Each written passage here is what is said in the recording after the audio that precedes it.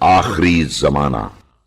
وذلك زمان لا ينجو فيه إلا كل مؤمن نومه إن شهد لم يعرف وإن غاب لم يفتقد أولئك مصابيح الهدى وأعلام السرى ليسوا بالمسايح ولا المذايع البدر.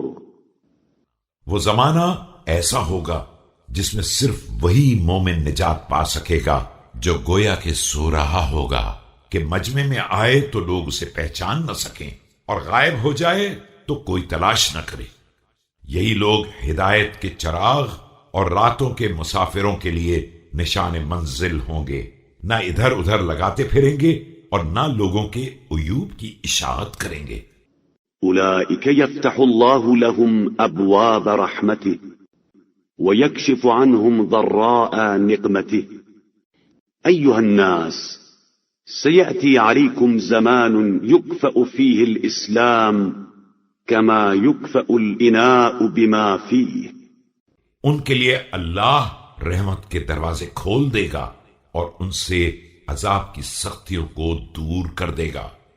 لوگوں، ان قریب ایسا زمانہ آنے والا ہے جس میں اسلام کو اسی طرح الٹ دیا جائے گا جس طرح برتن کو اس کے سامان سمیت الٹ دیا جاتا ہے. أيها الناس إن الله قد أعاذكم من أن يجور عليكم ولم يعذكم من أن يبتليكم.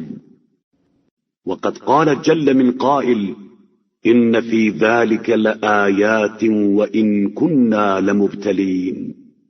لوگو، اللہ نے تمہیں اس بات سے پناہ دے رکھی ہے کہ وہ تم پر ظلم کرے، لیکن تمہیں اس بات سے محفوظ نہیں رکھا ہے کہ تمہارا امتحان نہ کرے.